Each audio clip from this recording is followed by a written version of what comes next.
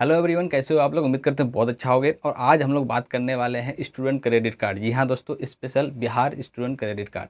ये एक ऐसा स्कीम है जो बिहार सरकार द्वारा ऐसे स्टूडेंट के लिए निकाला गया है जो फाइनेंशियली इतना मजबूत नहीं है, यानी उसके पास इतना पैसा नहीं है कि वो अपना मनपसंद कोर्स जैसे कि बीबीए हो गया, एमबीए हो गया, बीटेक हो गया, एमटेक हो गया, या फिर डी फार्मा, बी फार्मा, बहुत सारे कोर्सेस हैं जो करना चाहते हैं लेकिन पैसा नहीं है। पैसा नहीं होने के कारण, क्योंकि जानते हो कि बिहार में लगभग ज़्यादातर स्टूडेंट क्या गरीब फैमिली से बिलोंग करता है और पैसा इतना होता नहीं है कि इतना अच्छा अच्छा कोर्स कर पाए। तो आज हम लोग बात करने वाले हैं कि स्टूडेंट क्रेडिट कार्ड क्या होता है, कैसे होता है, कैसे आपको मिलेगा, कितना पैसा मिलेगा, क्या करना है। और लास्ट में ऐसा चीज़ बताने वाले हैं आपको कि आपको कुछ भी नहीं करना पड़ेगा, आपको बैठे बैठे सब कुछ करके दे दिया जाएगा। जी हाँ दोस्तों, क्योंकि बिहार क्रेडिट कार्ड क्या है ना कि गवर्नमेंट वाला काम है। और गवर्नमेंट का वाला काम में क्या होता है, गवर्नमेंट का नहीं, सरकारी ऑफिस आप चक्कर लगाते रह जाओगे और आपका काम होगा भी नहीं, बहुत परेशानी होता है। लेकिन लास्ट तक आप बने रहना, हम आपको ऐसा कुछ बताने वाले हैं जो आपको कुछ भी नहीं करना है, बैठे बैठे सब कुछ किया दिया आपको मिल जाएगा। जी हाँ दोस्तों, सबसे पहला बात आप ये समझो कि स्टूडेंट क्रेडिट कार्ड क्या होता है। स्टूडेंट क्रेडिट कार्ड ऐसे स्टूडेंट के लिए निकाला गया है जो फाइनेंशियली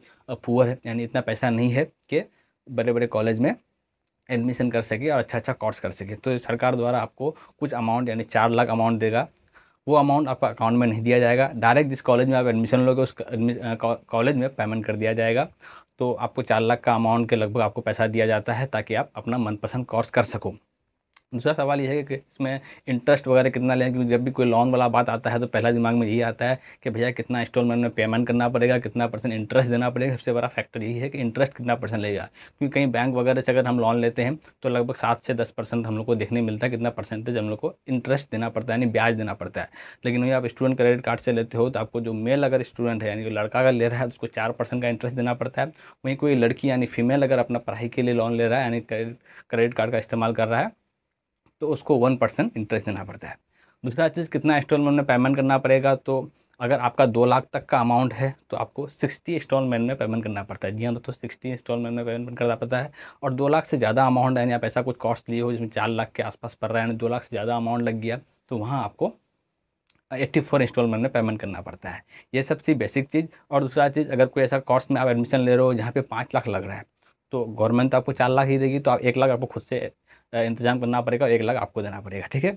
या फिर आप ऐसा कोर्स ले रहे हो जहाँ पे 3 लाख लग रहा है तो गवर्नमेंट तो 4 लाख तक दे रही है, तो ऐसा नहीं है गवर्नमेंट आपको 4 लाख देगी और आपको वहाँ 3 लाख लग रहा है, नहीं, आपको 3 लाख ही दिया जाएगा। यानी मैक्सिमम अमाउंट 4 लाख दिया जाएगा। उससे नीचे में अब बात करते हैं कि कि आपको करना क्या है, तो आपको बताने वाले हैं हम। एडमिशन ब्रिज के बारे में। जी हाँ तो दोस्तों, एडमिशन ब्रिज है, ये एक ऐसा मतलब कि ऑफिस खोला गया है, यहाँ पे आपका आपका सारा काम करके देंगे ये लोग, कुछ भी नहीं करना है। आपको करना है। दिए हुए नंबर पे सिर्फ कॉल करना है और डिटेल्स पता करना है।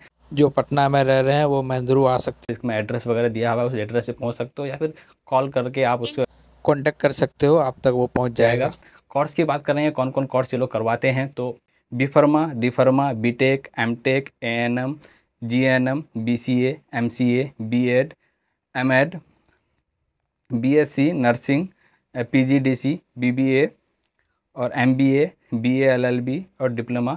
इतने सारे कोर्स और भी बहुत सारे कोर्स हैं, सारे कोर्स ये लोग करवाते हैं।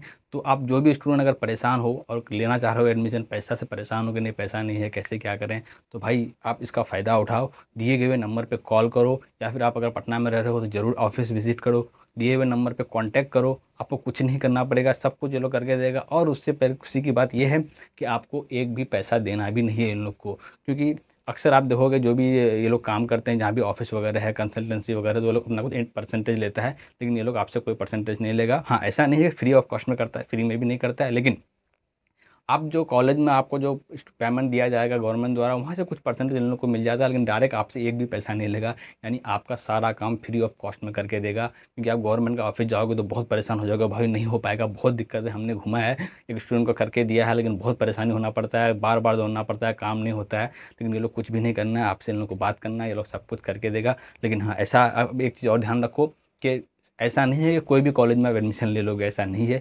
बिहार सरकार द्वारा जो भी स्टूडेंट को ऑथोराइज किया गया उसी कॉलेज में आप एडमिशन ले सकते हो। हर एक कॉलेज में आपका एडमिशन नहीं हो सकता है। जी हाँ दोस्तों, तो पता वो करना है कौन कौन कॉलेज में एडमिशन लिया जा सकता है। कैसे पता करोगे, इस नंबर पर कॉल करो, आपको बता दिया जाएगा, या फिर आपको लिस्ट दे दिया जाएगा कौन कौन कॉलेज में आप एडमिशन ले सकते हो और कौन कौन कोर्स कर सकते हो।